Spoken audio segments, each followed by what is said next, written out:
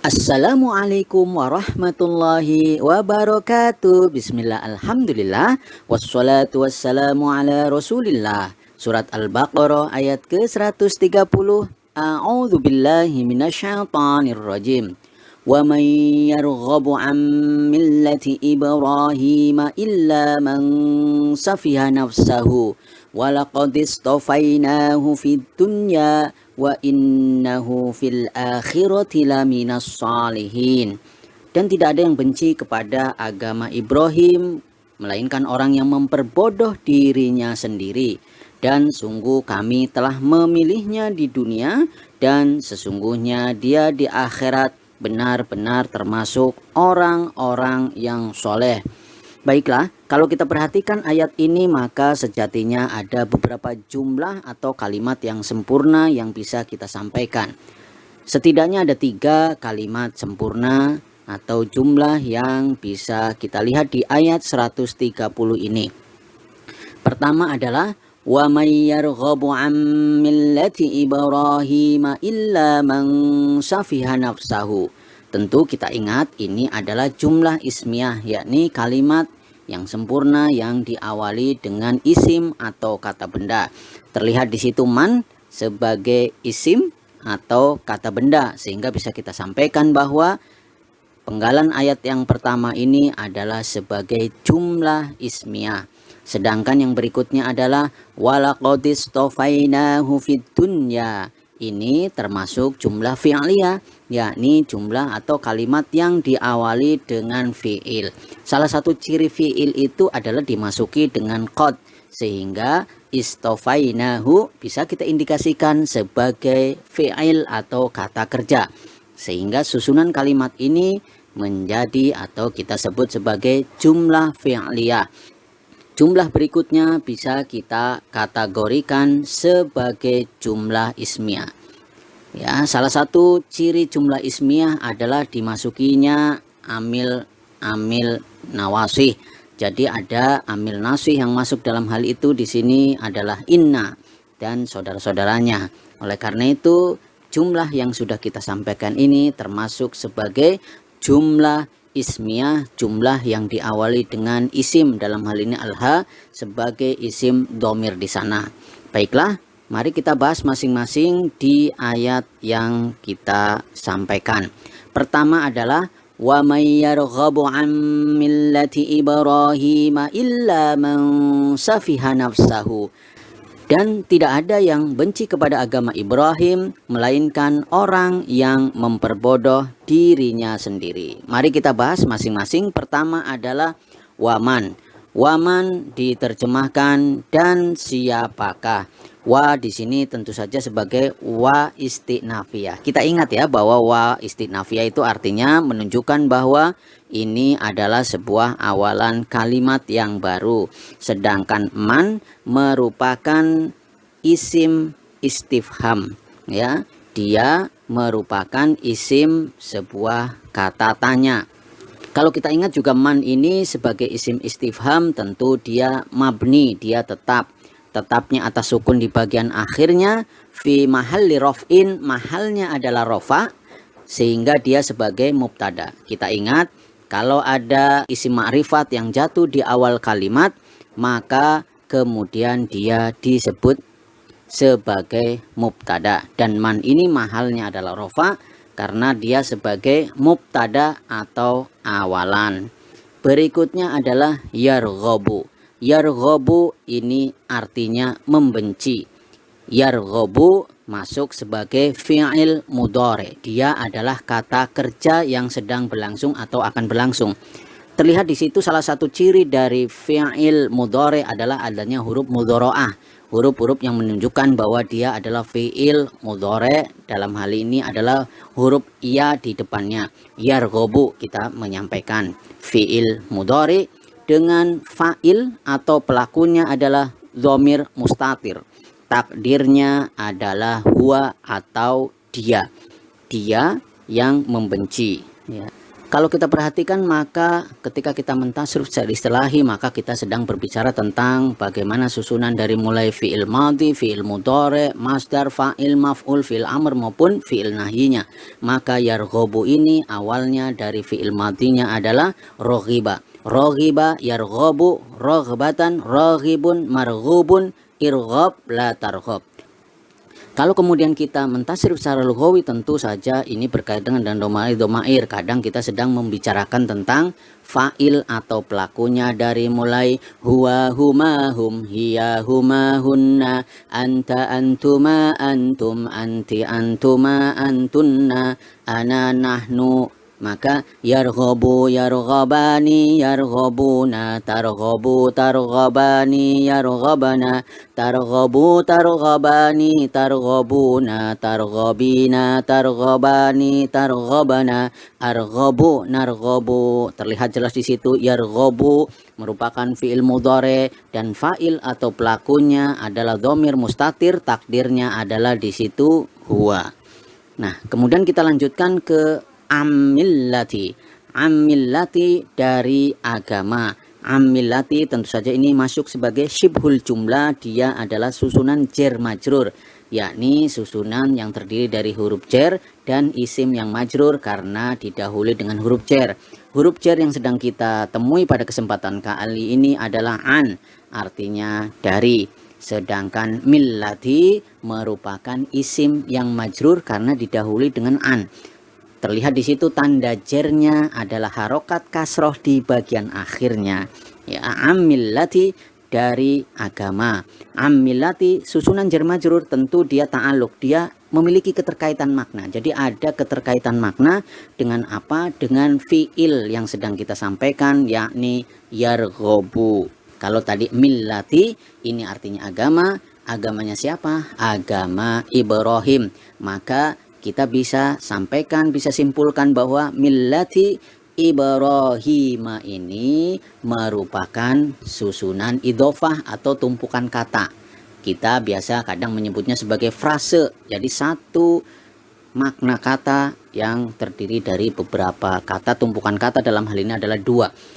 Maka millati Ibrahim merupakan dalam hal ini Ibrahim adalah mudhafun ilaih yang tentu saja majrur dengan fathah karena dia bukan dari kata atau bahasa Arab atau a'jam.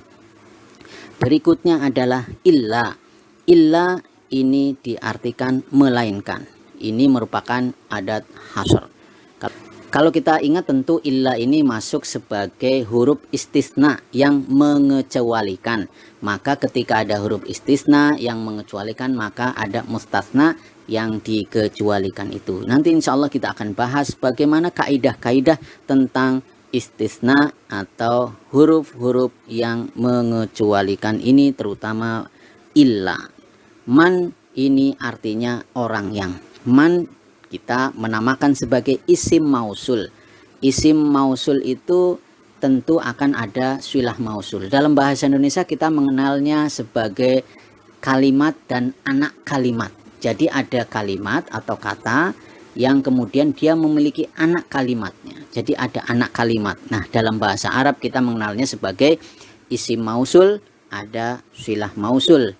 Man dalam hal ini adalah isim mausul.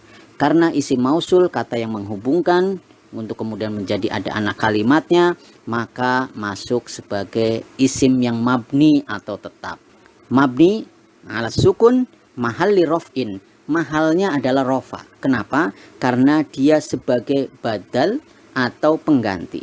Man ini adalah badal atau pengganti dari domir mustatir fi yarghob, di yang tersembunyi, yang tersimpan di yarghob. Ya, nanti kenapa ini bisa terjadi? Tentu ini akan sangat berkaitan dengan penjelasan tentang ilah. Jadi mustasnanya kadang jadi ilah yang sebagai huruf istisna itu, maka setelahnya ada mustasna yang dikecualikan. Yang dikecualikan itu kadang dia sebagai fa'il, kadang sebagai maf'ul bi, kadang juga dia sebagai badal atau pengganti. Tentu ini akan sangat menarik kalau kita bahas ya. Nah, kita lanjut dulu. Berikutnya adalah safiha. Safiha artinya memperbodoh. Safiha di sini adalah merupakan fi'il madhi. Dia kata kerja yang lampau atau telah berlalu. Fa'ilnya di situ adalah huwa. Ya'udu kembali kepada man yang sudah kita sampaikan itu. Nah, kalau kita perhatikan maka safiha merupakan fi'il madhi, dia kata kerja yang lampau. Dan ketika kita mentasrif secara istilahi yang tentu berkaitan dengan fi'il madhi, fi'il mudhari, masdar, fa'il maf'ul, fi'il amr maupun fi'il nahyinya adalah safiha yasfahu, safhan safihun, masfuhun, isfa la tasfa.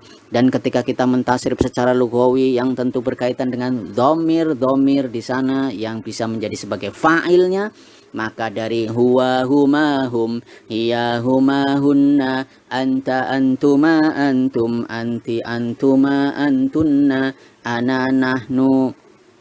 Safiha safiha safihu safihat safihata safihna, safihta safihtuma safihtum, safihti safihtuma safihtunna, safihtu safihna. Terlihat di situ safiha merupakan fi'il madhi dengan fa'il atau pelakunya adalah huwa. Nah, kita lanjutkan nafsahu. Nafsahu artinya dirinya sendiri. Nafsahu, kenapa kemudian nafsahu ini tentu merupakan susunan idhofah ya. Dia adalah merupakan tumpukan kata atau frase terdiri dari nafsa dan hu sehingga diterjemahkan dirinya sendiri. Pertanyaannya kenapa kemudian nafsa itu harokat akhirnya adalah fathah? Karena kita ingat nafsa ini merupakan maf'ul bih atau objek. Objeknya adalah nafsa. Sehingga kenapa kemudian harokat akhirnya adalah fathah? Karena maf'ul bih kita ingat masuk sebagai mansubatul asma. Sedangkan al-ha di situ yang kita baca hu merupakan mudhofun ilaih. Tentu kita ingat isim domir dalam hal ini adalah hu, tentu dia mabni atau tetap sehingga tanda jernya tidak terlihat di sana sehingga tetap dibaca nafsahu, dirinya sendiri. Maka kita bisa sampaikan bahwa man yang merupakan isim mausul, maka silah mausulnya adalah safiha nafsahu. Man orang yang apa? Orang yang ya, maka man orang yang apa? Tentu kan belum selesai. Dia membutuhkan anak kalimatnya. Anak kalimatnya bagaimana? Untuk bisa memperjelas itu silah mausul, maka disampaikan orang safiha nafsah, memperbodoh dirinya sendiri. Maka secara ringkas rangkaian dari jumlah ismiyah yang sedang kita bahas adalah wa may yarghabu an millati Ibrahim illa man safiha nafsah. Man ini berposisi sebagai mubtada, sedangkan yarghabu an millati Ibrahim yang merupakan rangkaian jumlah fi'liyah ini berkedudukan sebagai khobarnya. Dalam hal ini khobar mubtada yang man kita sebut, sedangkan illa sebagai istisna, mustasnanya man safiha nafsah, maka dia sebagai badal atau pengganti dari man. Man yarghabu an millata Ibrahim, siapa yang membenci agama Ibrahim itu dijelaskan, yakni sebagai badalnya yang berkaitan dengan man itu adalah orang yang memperbodoh dirinya sendiri. Baiklah, kita lanjutkan ayat ini dan kita membahas jumlah fi'liyah, yakni walaqad istofainahu fid dunya, dan sungguh kami telah memilihnya di dunia. Baik, mari kita bahas satu persatu.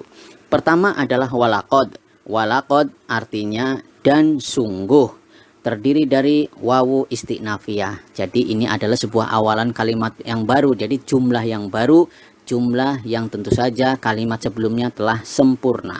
Wawu istinafiyah, sedangkan lam ini adalah lam untuk sumpah atau lam lil qasam. Jadi ini adalah lam yang menunjukkan sumpah. Sedangkan qad merupakan huruf tahqiq, dia masuk sebagai huruf yang menguatkan atau menegaskan.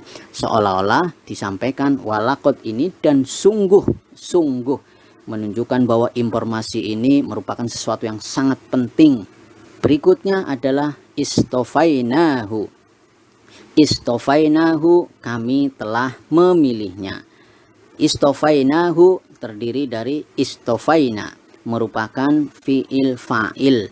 Istofaina terdiri dari istofa yang merupakan fiil madhi. Dia mabni atas sukun, sedangkan na di situ sebagai fa'il atau pelakunya. Jadi istofa dia mabninya atas sukun karena bertemu dengan dhamir rafa mutaharrik. Dalam hal ini adalah na yang kita terjemahkan sebagai nahnu, dan dia berposisi sebagai fa'il atau pelakunya. Pelakunya siapa? Na, kami. Perbuatannya adalah istofa, telah memilih, sedangkan alha di situ kita baca hu, merupakan maf'ul bih atau objek. Pelakunya siapa? Kami. Perbuatannya apa? Telah memilih. Objeknya adalah dia.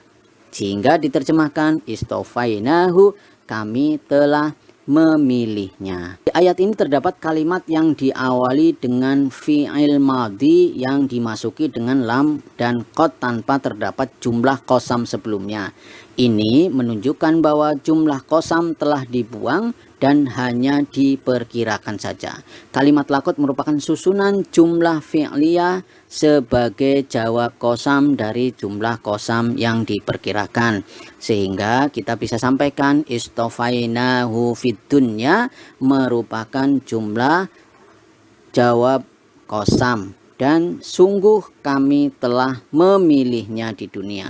Oke, mari kita bahas satu persatu. Istofainahu yang telah kita terjemahkan tadi, kami telah memilihnya. Kalau kita perhatikan, maka istofa ini merupakan fi'il madhi, dia kata kerja yang lampau atau telah berlalu. Dan ketika kita mentasrif secara istilahi, maka kita bisa dapatkan kata-kata dari fi'il madhi, fi'il mudhari, masdar fa'il maf'ul, fi'il amr maupun fi'il nahyinya dari kata istofa, yastafi, istifaan, mustafin, mustafan, istofi, la tastofi. Dan ketika kita mentasrif secara lugawi yang tentu berkaitan dengan dhamir atau fa'il dalam hal ini, dalam istofaina, maka kita bisa mentasrifnya dari mulai huwa huma hum, hiya huma hunna, anta antuma antum, anti antuma antunna, ana nahnu. Terlihat di situ kita kotakin nahnu sebagai pelakunya. Bagaimana keterkaitannya? Tentu ketika kita tasrif dari wazan-wazan tersebut dengan mauzun istofa, maka istofa, istofaya, istofu, istofat, istofayata, istofaina, istofaita, istofaituma, istofaitum, istofaiti, istofaituma, istofaitunna, istofaitu, istofaina. Istofaina merupakan fi'il madhi yang mabni atas sukun bertemu dengan dhamir rafa mutaharik, dalam hal ini na, sehingga fa'il atau pelakunya adalah kami. Berikutnya adalah fid dunya. Fid dunya artinya di dunia. Fid dunya merupakan susunan jar majrur terdiri dari fi dan ad-dunya. Fi merupakan huruf jar, tentu dia mabni, sedangkan ad-dunya merupakan isim yang majrur karena didahului dengan fi. Tentu tanda jarnya adalah yang diperkirakan saja, karena alif di sana tentu ta'adzur, dia tidak bisa menerima harokat. Maka bisa kita sampaikan walaqad istofainahu fid dunya, merupakan jumlah jawab qasam sebagaimana yang sudah kita sampaikan tadi. Terkait penjelasan jumlah fi'liyah sebagai jawab qasam, baik jumlah fi'liyah fi'ilnya dengan fi'il mudhari maupun dengan fi'il madhi, maka penjelasan jumlah fi'liyah sebagai jawab qasam ini dari jumlah qasam yang dibuang, silakan kita bisa mereview kembali pada Quran surat Al-Baqarah ayat 96 dan 99.